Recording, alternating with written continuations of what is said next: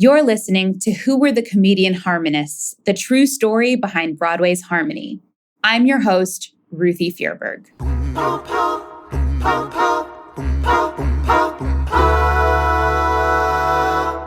Harry Frommermann, at face value, is the founder of the Comedian Harmonists. He is a musical genius who could arrange these extraordinary six-part harmonies without any formal training. And he's, in essence, not only the person who was the foundation of the group and the ideas guy, if you will, but he is the glue that kept the group together. At all times, he is the one who tried to get them to success and to get them as far as he could, as far as the people, the audiences would be excited to hear them. How can I serve you, Madame?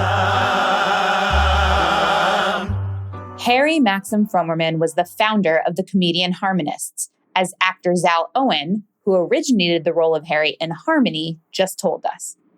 Harry was born in Berlin, Germany in 1906. His father, Alexander, was born in Ukraine. His mother, Leonie, was Alexander's second wife. Harry had two older half-sisters. There was quite an age gap as both sisters were from his father's first marriage. Alexander Frommermann started out as a singer with the Berlin Philharmonic Chorus and later opened a cantorial school in Berlin. Of course, Harry's childhood took place against the backdrop of the First World War. And we happen to have an expert on Harry and our podcast's resident historian, Jan Grübler. Jan, you literally wrote the book on Harry Frommermann and his family. Tell me the title again in German and in English if you know it in English. Oh, the German title is Kantoren, Künstler, Kontinente, and then it's about the history of Harry Frommermann, founder of the Comedian Harmonists. That is cantors, artists, and continents. It really captures what ends up happening to Harry across his whole life. But in the beginning, Harry's childhood is very interesting. I feel like there's a direct link from the way that he grew up to the Comedian Harmonists and the way he performed with that group. Tell us what his childhood was like. Well, Harry was born in Berlin in 1906, and he was grown up in a very musical family because his father was a studied singer. And then in Berlin, he was a cantor of a Jewish community, and he owned a cantor school. So he educated other cantors, or trained other cantors. And he had a Jewish restaurant too in Berlin. And so Harry grew up with music, and he always could listen to what his father is doing. And his father has often guests with them. He made music together, and Harry could hear that. And his father took him to big concerts in Berlin, so Harry could hear the orchestra and all the different instruments. And it's said that from that, he has learned how to imitate these instruments. And later he used that in the Comedian Harmonists acts when he sometimes went a trumpet or something like that. Exactly. And I hear that Harry was the most skilled at that. And so it makes sense that when his brain was, the most plastic at such a young age, the most able to absorb things, he gained that skill of being able to imitate an entire orchestra. That's right. And he had a lot of musical fantasy. He could arrange the songs in his head. He could write down the scores without a piano. So he had never studied music. His father was a cantor, but his father also didn't want to go into the theater. So he sent him to work, I understand. Why didn't he want him to go into theater? What did he send him to do? We have to understand that time and these families. In those families, also in the Jewish families, it was the use that the young man learned a profession, or they became a lawyer or a doctor or something like that, but never an artist or a singer. That was impossible. So his father had forbidden him to go to a musical school or academy. On the other side, he sent him to professional training to become a seller for clothings. But Harry didn't like that at all. But he had to wait until the death of his father in 1927. And then he could fulfill himself that wish. And then he went to an actor school in Berlin, but he got dismissed or released after half a year because of his lack of discipline. And so what comes next for him when you get dismissed for lack of discipline? He started to be an actor in very, very small roles on stage in Berlin. And during that time, he was 21 then, in late 1927. He found an American group called the Revelers, which were a very popular group in America, singing similar, close, tight harmonies. That's Zal again. And he immediately had this idea that he could do the same thing in Germany, that he could take this breadth of musical knowledge and harmonies and imitation of instruments, which the Revelers were not doing, and do this for a German audience and become successful. And an interesting tidbit, side note, is that my earliest memories as a child in terms of how I got into musical theater was sitting next to my father in synagogue and hearing him harmonize and then me copying his harmonies. Specifically, there's the prayer, the Etz Chaim prayer, when the Torah is taken out of the ark. It's just an unbelievable parallel between myself and Harry. In 1927, Harry was 21 years old. And that was the year he placed the audition ad in the paper. Audition ad. Attention. Rare opportunity. Tenor, bass, professional singer not over 25. Musically talented, nice-sounding voices for unique ensemble. Kindly give days and times when available for rehearsals, etc. What do you think motivated him to go back to music, even though he knew his father wanted a different life for him? Well, Harry was, I would say, the musical organizer. And that way there was always some struggle between Harry and Bowles, the piano player, because they made the arrangements together the first time. And then when Biberti joined the group, there was some trouble with Biberti because that big, tall man, he always tried to be the leader of the group and to want to make the rules. And Harry was very, very busy. That was what his wife later described. He wants to be important. He wants to find his place in the group, and he wanted to be accepted by the other members. And so he worked very hard, and he wrote night and day the new arrangements. And the first time he leaded the rehearsals. So he had the very, very active role in that time to keep the group together in the very difficult first months. That he had to be the glue that held them together. Okay. As the founder of the group, Harry toiled to make the Comedian Harmonists a success. But it seems, from the accounts of those who knew him, Harry was a born hard worker. He was always out to prove himself, which is also one of the qualities that stood out to Harmony's book writer, Bruce Sussman. Harry had a physical, congenital birth defect. One of his shoulders was shorter than the other. And he had his jackets all tailored, even when he was poor, to accommodate. I do think that informed part of who Harry was, that he was always trying harder because he felt, he had something to overcompensate for. He thinks fast, he eats fast, he talks fast. Everything he does is fast. And,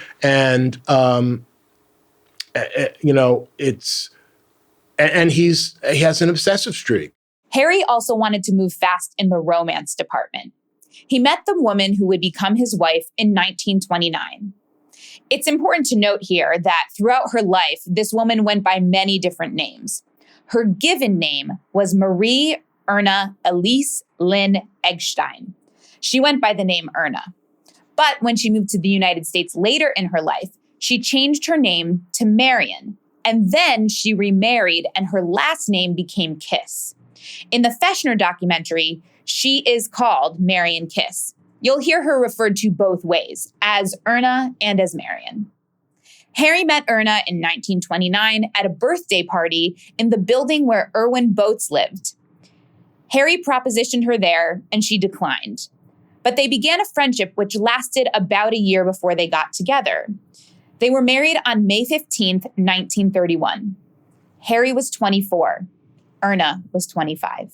She came from Hanover, but she already lived in Berlin. And so once they were married, did she travel around with him? What would being married to a comedian harmonist be like?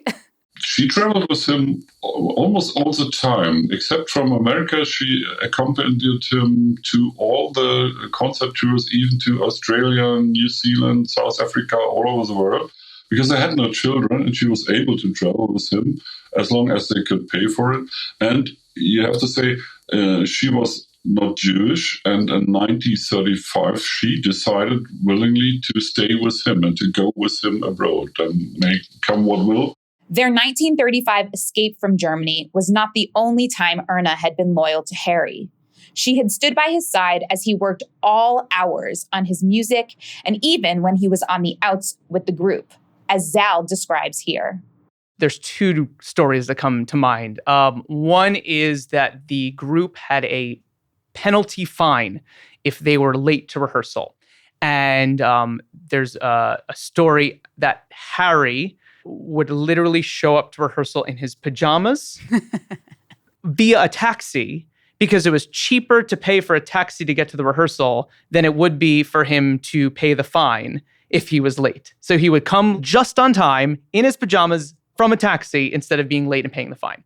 But that discipline of the group, exemplified in the fines, right, I think is what then comes through in the musicality of the group. Yes, absolutely. I think, the detail of fine-tuning of every musicality is, parallels their rules that they set forth for the group itself. The second tidbit that comes to mind is that there's information in some of the books and biographies that Harry was on the chopping block. Even though he's the founder of the group, he was the survivor person who was going to be voted off first. Bobby and Harry clashed, and I think that Bobby felt very threatened by Harry, and Bobby's way of trying to take charge was turning people against Harry.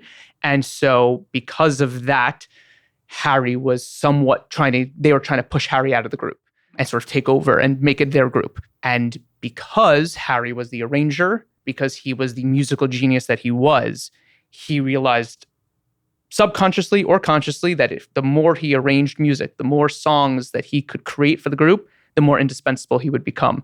And so his first wife, Marion, talks in the documentary about how at all hours of the day, he would be arranging music. He would be on the couch, he would be in bed, he would be at the dining table, arranging, so that the group could not fire him. They could not kick him out, so that he would always be that core member of the group.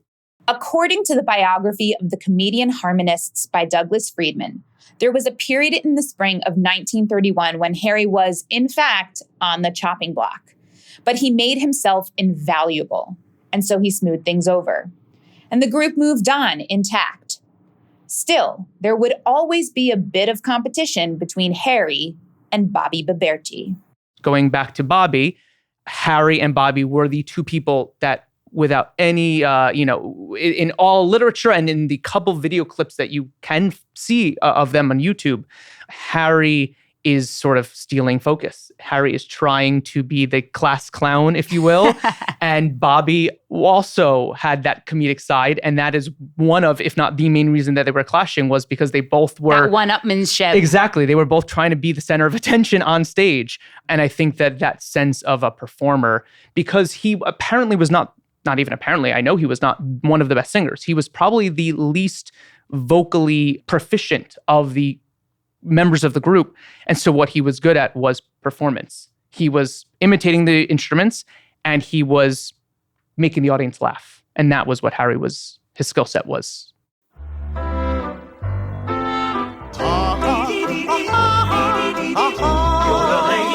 So Erna and Harry were married in 1931. Yeah. He was about 24 years old, and they were together until 1952. Yeah. In 1931, the comedian harmonists were still on the rise. So they would have been still touring around Germany It's not until 1933 that they really are forced to go abroad as the original comedian harmonists group. And then we know in 1934 is when they flee to Vienna. Where does Harry, and Erna with him, where does Harry go after Vienna? Tell me his next chapter. Well, they had the first 3 years, they had a flat in Vienna, and they traveled to the concert tours, always from Vienna starting. But then in 1938, when Austria was occupied by Nazi Germany, they had to flee again from there, and then they went to London first. But from that time, they had no really fixed point where they lived. They traveled all over the world and lived only in, pensions, hotels or something like that. And she always went with him after the dissolving of the exile group. They stayed in New York and tried to rebuild a new group there. What brought Harry to New York in the first place? That was the concert tour of the comedy harmonists. They traveled through the complete US that time. And in the end of that concert tour, they wanted to get back to Australia, but it was impossible because of the war. They couldn't get on a ship and travel over the ocean. So they had to stay there. And it was, on the other side, it was impossible to proceed their concerts because they had no agent there and nobody wanted to engage them. And that's the reason why they dissolved. And he had to look for a job. He was a factory worker and a taxi driver in New York and did different jobs. And in a harbor, he was a worker too. And his wife made an education as a hairdresser and for cosmetics for women, she did. Yes, so that's what she did.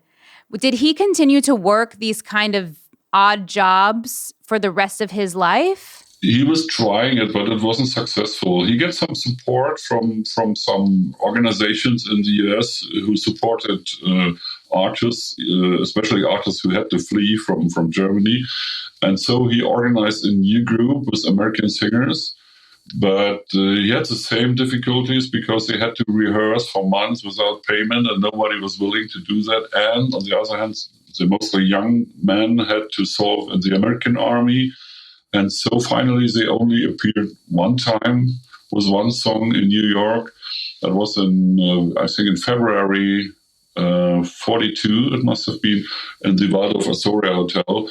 But Harry couldn't proceed that, and he had no money to pay them. And finally, he also had no nerves to proceed that. And then he became a soldier of the U.S. Army himself. He did? Yes, he was in the Army. And he served overseas? No, he wasn't allowed to do that. I don't know why. First, he had to do only poor jobs, and then they endeavored his artistic skills, and then he took part in entertainment programs for the soldiers in the United States. And I understand that a very significant event brought Harry back to Germany. Yes, that appeared very accidentally because there was one of his colleagues, he should get sent to German to be a translator at the Nuremberg trials. But he didn't want to because he wanted to marry. And so they changed. And instead of him, Harry went to Germany so he could. So the colleague didn't want to go. Yeah. He said, I want to get married. I don't want to translate at the Nuremberg trials. And Harry said, I'll go in your place. That was the way. He came back to Germany and he could see again his home country after 4 years, which was completely destroyed, of course. And he saw all what the war has done because he left Germany in 1935 and never came back. So after 10 years, he saw Berlin also. And he worked for several months as a translator and did some supporting work for an American judge. And after the trial was over, he went to Berlin. I don't know how it came or how it was arranged, but he went to Berlin as a member of the American Army. He had arranged like an officer, and he was a special control officer for the American broadcasting in Berlin, called RIAS, Rundfunk im amerikanischen Sektor, so that's the broadcasting in the American sector of Berlin. And there he organized the program and the stuff, and also did the translation between the American officers and the German workers of the radio station. So if not working in music, still at least working in sound. You could say so, yes. He also was a little bit responsible for the program, what they broadcasted, and for choosing the music. And, well, he had the knowledge and the idea. And I think it was difficult to know what people would hear in that time, in 1945, 1946, after that war, if they were interested. But slowly, the culture more and more developed, even the big cities. And the RIA station was one of the first radio stations at all who broadcasted in Germany. And how long did he work for the radio station? That was, I think, about for 1.5 years. And then he got dismissed. There was some change of personnel because of the change in the political situation. The Cold War raised up. And so, because Harry Frommermann was absolutely not a political man, and so they changed his position with another guy. So he had to leave the radio station. And in that time, 1946, early 1947, there was no job for him in Berlin. And so he left again to Switzerland and to become a salesman there. Wow. And how long was he in Switzerland for? That was about 1948. That time, the second tenor, Eric Colleen, he lived in L.A., in America, and he built up a new group with only American singers and himself as a baritone now. And they went to a tour through Europe, and they had several concerts in Scandinavia, and suddenly one of the singers deceased by a sickness. He deceased in the hospital, and so. But Colleen was now in that situation that he had to fulfill the contract, else he had to pay some kind of punishment. And now he was searching for a singer, and he remembered, oh, there's Harry sitting in Switzerland, and he sent him a telegram, please come here, suddenly I need you. And Harry Frommermann went there, and after a rehearsal of 2 days, he appeared on stage again, after an interruption of almost 8 years. Does Harry go back to the U.S. and become a part of this American group? Not yet. First, they made the tour that was through Switzerland and Italy, first of all. And in Italy, that group also dissolved because of a lack of discipline. The new members, they weren't willing to study a new repertoire. They rather would sit in the bar and drink at night. That's the short form. And Colleen was very disappointed, and Harry said, I wouldn't give the name Comedian Harmonists any longer for such a group who has no new repertoire. And then he returned to Switzerland, and Colleen returned to California. And then Harry tried to come back to his wife, and she had to pay for him because he was poor, he had no money. She had to pay for him the ticket for the ship. And then he went back to the US, and there he worked in different jobs then. Because while he was in Switzerland, Erna was still in the U.S. that entire time? Yes. They wanted to reunite. But meanwhile, their marriage was also, a little bit dissolved. And then they divorced. They divorced in 1952. I think one of the biggest differences between the real Harry and Harry on stage is the romantic story with Ruth. Harry was never, to anyone's knowledge or in any literature, had feelings for any of the other members' significant others. That said, Erna was Harry's first wife. After their divorce in 1952, Harry was a bachelor in the United States. And we actually know about this time in Harry's life from his own writing. There are letters written in Harry's own hand, in English. These notes describe part of his post-comedian harmonist life. You see, Harry never had children, but he did have an extended family with whom he kept in touch. And about 20 years ago, a man named Michael Salzbank discovered a new branch of his own family tree in these letters. I'll let him explain. My grandfather, Joseph Friedman, was originally Frommermann, and his first cousin was Harry. So Harry's father, Alexander, was his uncle. How did you find out that you were related to Harry? So in 2002, I had discovered 2 suitcases that were tucked away in my parents' attic. Opened it up, and they belonged to my grandfather, who had passed away 36 years earlier. So these 2 suitcases were sitting up there for 36 years undisturbed. I opened it, looked through it. I see papers and letters and pictures and little scribblings of my grandfather about his personal history. And I came across a letter that had a number of letters, actually, that were signed off cousin Harry Frommermann. And I had no idea who that was. Harry Frommermann. Frommermann is not a surname in the family tree. And in fact, all this information that was in the suitcases was about genealogy. It was all about relatives, everything like that. And so I didn't know anything about him. Did a Google search, saw that Harry Frommermann was the name that Harry changed his name to Harry Frommermann when he came to America in the early 1940s. And then I saw a picture, and that just started the whole ball rolling. In one of these letters, Harry writes to his cousin Joe about meeting and marrying his second wife, Olga Bertha Wolf. March 24th, 1956. My dear Joe, exactly 4 weeks ago, I got married to the lady I only met in person on New Year's Eve. We were supposed to have met already earlier last year, but it never worked out. We are both from Berlin, have many things in common, also views in general, ethics, etc., and are happy, both, to have found another. The fact that she is not a Jewess has no bearing whatever as far as I'm concerned. Perhaps to you and the rest of the family, an irreconcilable thought, but you must not forget I was married before with a Gentile woman, so I am used not to getting married to a Jewess. She is God-fearing, but not religious. Neither am I. And that's that. But it wouldn't last. January 8, 1961. My dear Joe, dear Rose.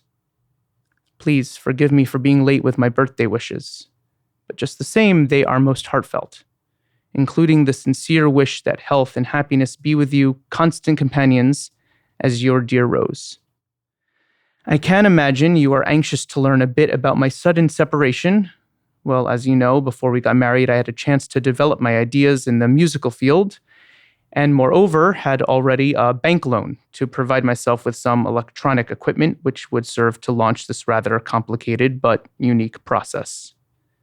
Unique for concert and show business. Olga talked me out of having a bank loan at a high rate and offered me to buy the stuff from her money, and insisted it to be her wedding present for her husband, equaling $1,000, whereas the bank loan was paid back into the bank immediately. We soon moved into a larger apartment since the old one, 1.5 rooms, was too small and was to be torn down to make room for a new-style apartment house. Since Olga had a very strict upbringing, she inherited, almost to a far too high degree, the German virtues of neatness as a housewife. Weekly cleanings as if it were Easter or Christmas were the routine. Her place was to be in a condition as if it just came from the showroom. The young man who came to connect the different electronic components got an immediate damper from Olga right at the outset. She wanted no wires around because she did not want to live in a pig stall. Since the rest of the apartment was in mahogany, it was planned to have a cabinet made to house the components.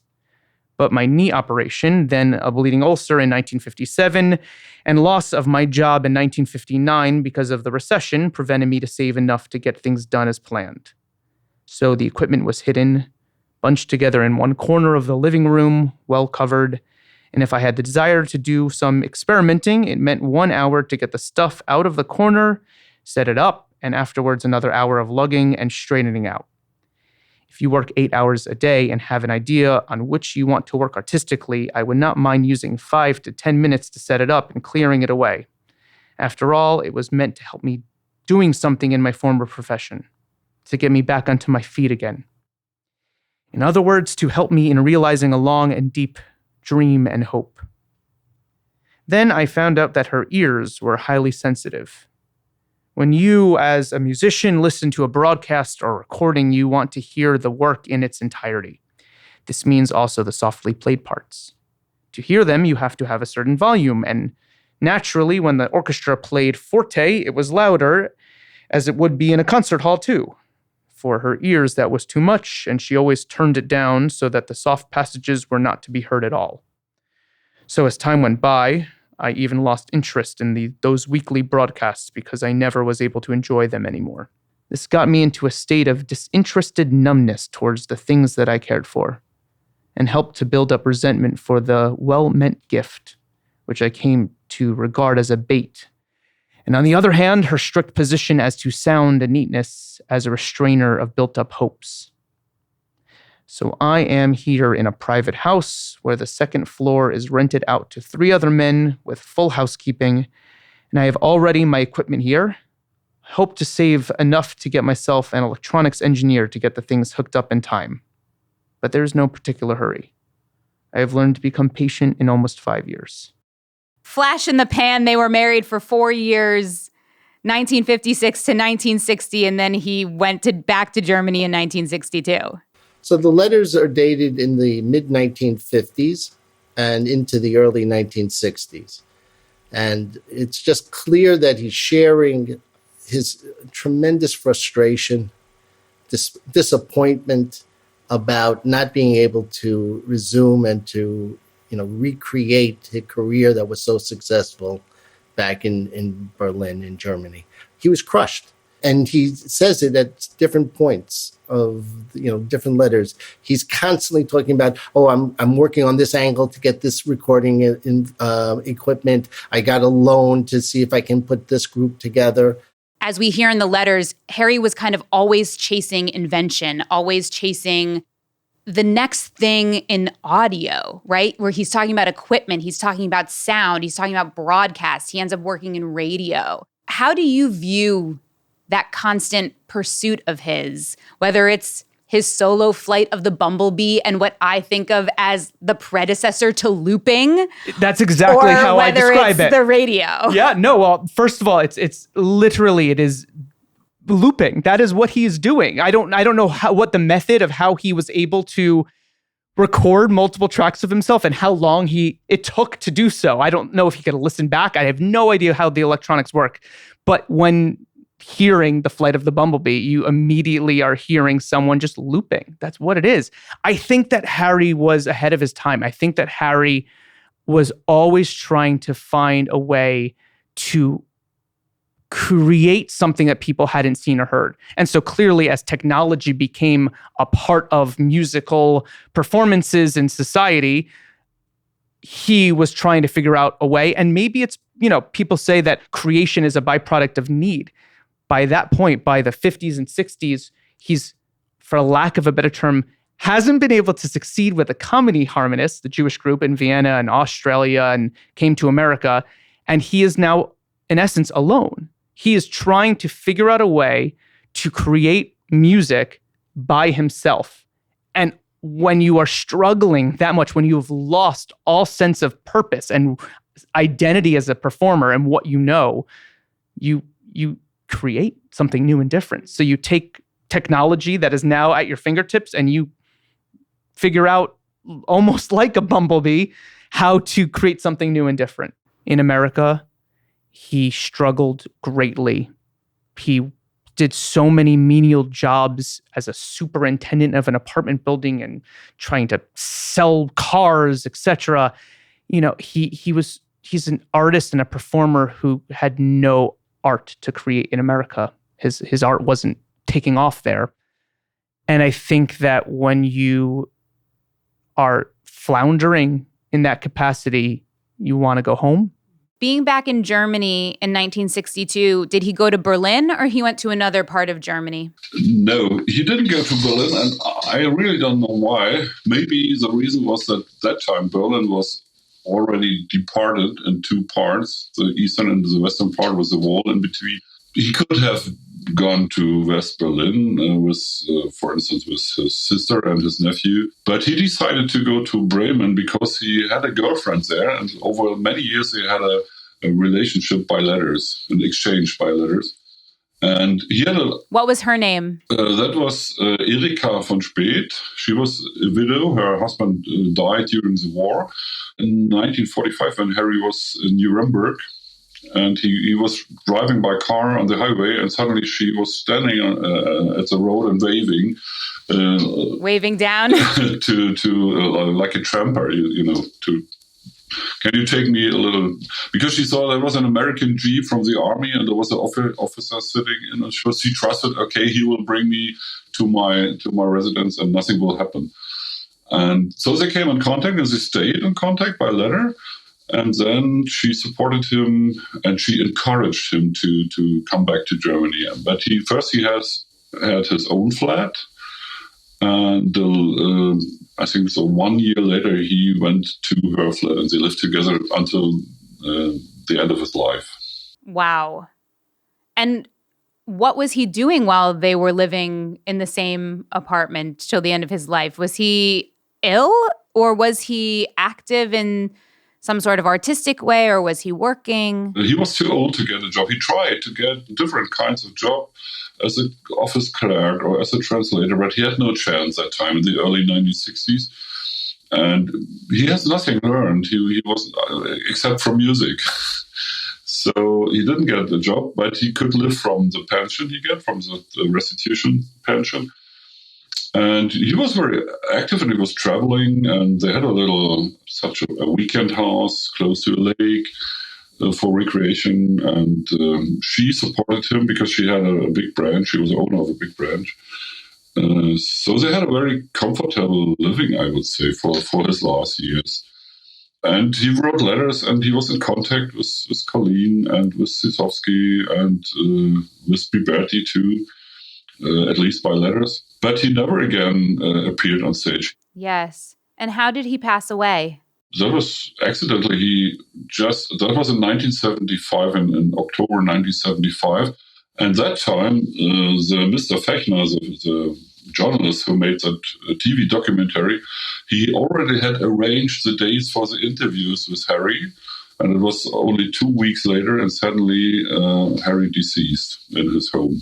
Harry really represents the destruction of career and soul and creativity. And if people, a society, are willing to allow those things to be destroyed just because of who someone is, that is what opens the door to what comes next.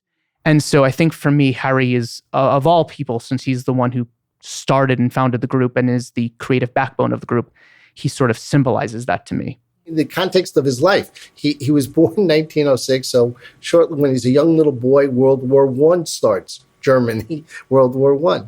And then after that, and how devastating their economy went, and into the Depression. And during the Depression, the group was phenomenally successful.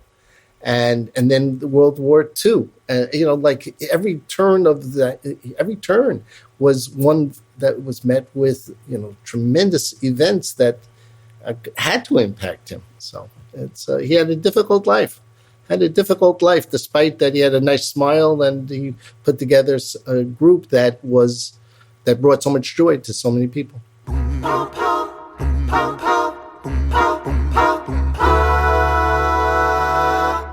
Who Were the Comedian Harmonists? The True Story Behind Broadway's Harmony is produced by Harmony, a New Musical, and Broadway News, the home for digital journalism on Broadway. I'm your host, Ruthie Fierberg. Thank you so much for listening.